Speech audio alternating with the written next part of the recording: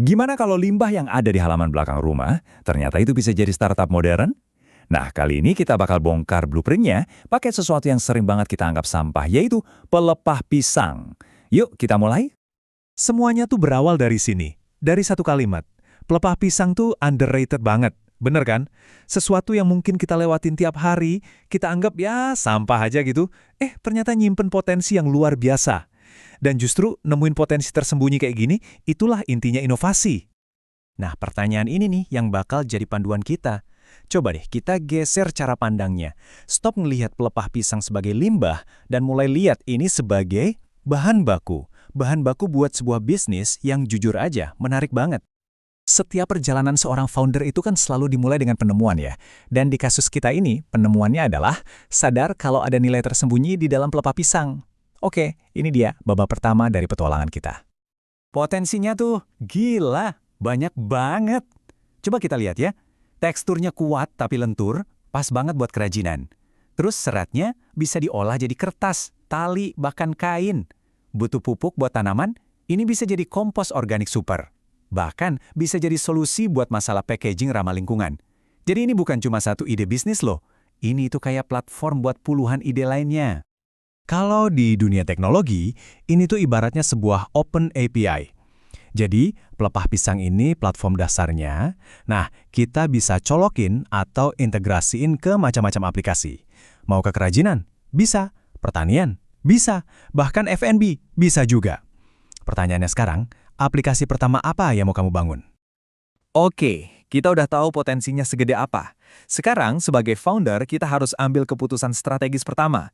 Nah, ayo kita bedah blueprint bisnisnya, kira-kira ada jalan mana aja yang bisa kita pilih?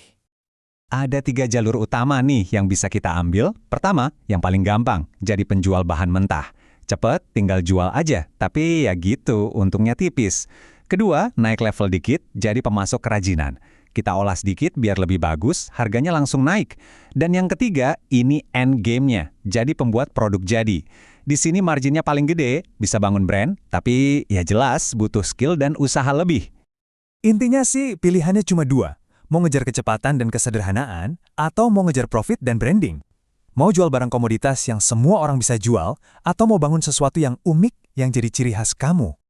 Nah, model yang kedua tadi, yang jadi pemasok kerajinan, itu kalau di dunia software mirip kayak middleware. Jadi kita nggak jual langsung ke pengguna akhir, tapi kita nyediain komponen penting buat bisnis lain. Dalam hal ini ya, para pengrajin itu. Kita jadi jembatannya, gitu. Oke, model bisnis sudah kita pegang. Sekarang waktunya kita kotorin tangan dikit. Gimana sih cara ngubah pelepah mentah jadi produk yang siap jual? Kita masuk ke dapurnya yuk!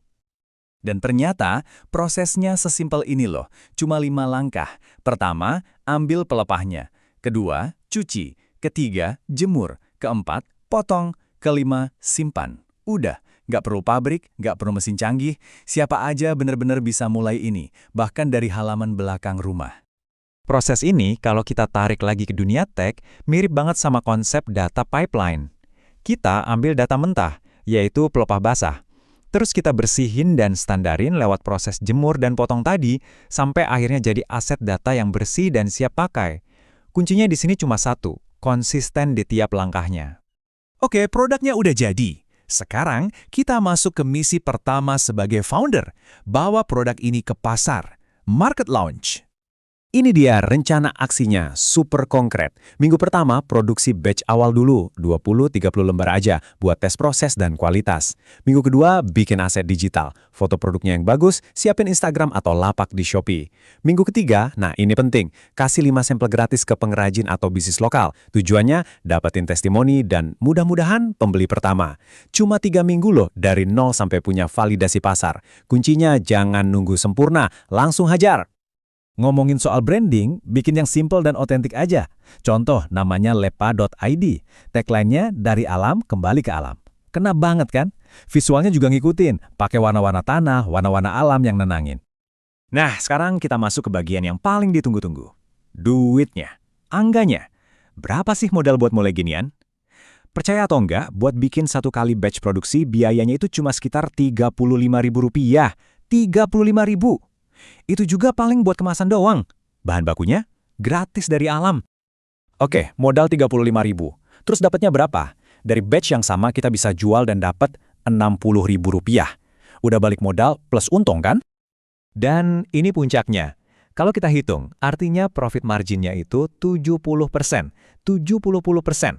Angka segini tuh nunjukin satu hal yang penting banget. Ini bukan cuma ide iseng-iseng kreatif. Ini tuh model bisnis yang sehat banget dan nguntungin, bahkan dari hari pertama. Tapi peluncuran yang sukses itu baru awal, baru chapter 1. Sekarang coba kita lihat visinya ke depan. Gimana caranya startup kecil ini bisa tumbuh jadi sesuatu yang jauh lebih besar? Bayangin deh skalanya. Kita bisa jadi semacam agregator atau pengempul pelepah pisang dari pohon tetangga-tetangga. Kita juga bisa upgrade lini produk, misalnya bikin kit kerajinan DIY buat dijual online. Atau bikin konten edukasi, ubah limbah jadi uang.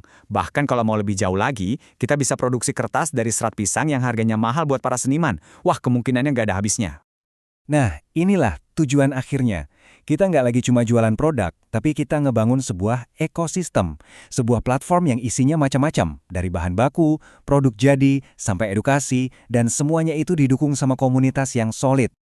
Jadi kita udah lihat kan seluruh perjalanannya, inovasi terbesar itu seringkali bukan soal teknologi yang paling canggih, tapi soal cara kita melihat hal yang biasa dengan cara yang luar biasa.